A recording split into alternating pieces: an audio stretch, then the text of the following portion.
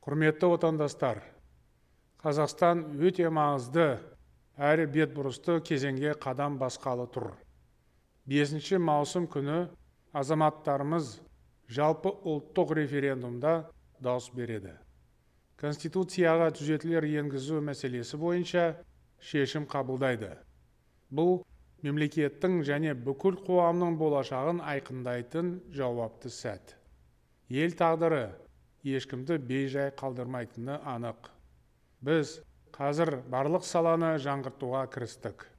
Осы жолда мемлекетті басқару үлгісін түбегейлі өзгерту қажеттігі туындады. Сол себепті мен наурыз айындағы жолдамда саяси жаңғырудың ауқымды бағдарламасын ұсындым. Оның басты мақсаты елімізді одан әрі демократияландыру, халықтың мемлекетті басқару ісіне қатысу мүмкіндігін кеңейту. Сондай-ақ үкіметтің тиімділігін арттыру.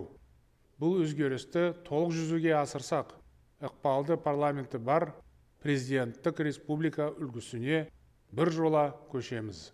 Конституциялық реформа адам құқықтары мен бостандықтарын қорғау жүйесін барынша күшейтеді. Сонымен бірге еліміздегі саяси бәсекенің әділ және ашық болуын қамтамасыз етеді. Біз ата заңымыздың 30-дан астам бабына өзгеріс енгізгелі отырмыз. Оның бәрі азаматтарымыздың мүддесіне толық сай келеді. Осылайша мемлекетімізді түбегейлі жаңғыртамыз. Сол арқылы екінші республиканың негізін қалаймыз. Уважаемые соотечественники, в истории нашей страны изменения в Конституции впервые будут вноситься через общенародный референдум.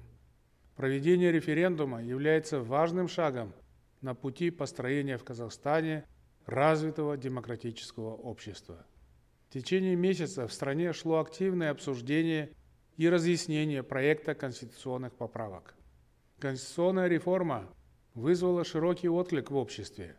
Все ее положения направлены не на увеличение привилегий и полномочий президента, а на укрепление системы сдержек и противовесов между ветвями власти, защиту интересов прав и свобод всех граждан. Уверен, всенародное волеизъявление по конституционным изменениям заложит прочный фундамент нового, справедливого Казахстана. Вместе мы сделаем реальностью новый Казахстан, в котором социальная справедливость будет главной ценностью и несущей конструкцией нового общественного договора. Референдум станет проверкой нашего общества на гражданскую зрелость и политическую сознательность. Центральная комиссия референдума и другие уполномоченные государственные органы обеспечат неукоснительное соблюдение всех норм выборного законодательства. Ход голосования будут отслеживать международные наблюдатели и представители общественных объединений нашей страны.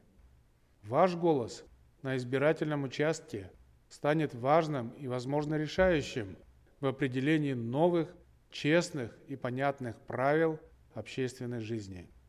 Придя на избирательный участок, вы продемонстрируете высокий уровень консолидации и сплоченности нашего народа.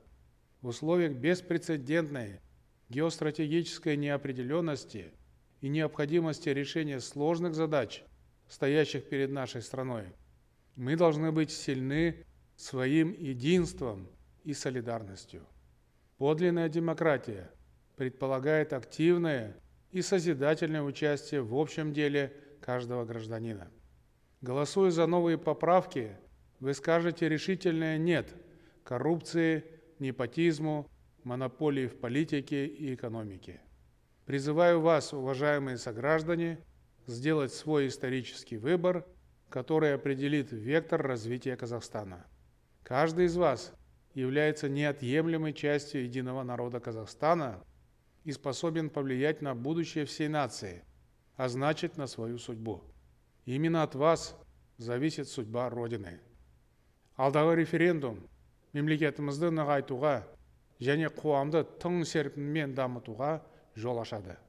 Мен әрбір азаматымызды ел тағдырын айқындайтын тарихи таңдау жасауға шақырамын.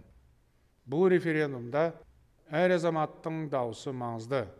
Әрбір азамат тұтас ұлттың тағдырына, яғни тікелей өз тағдырына оң ықпал ете алады.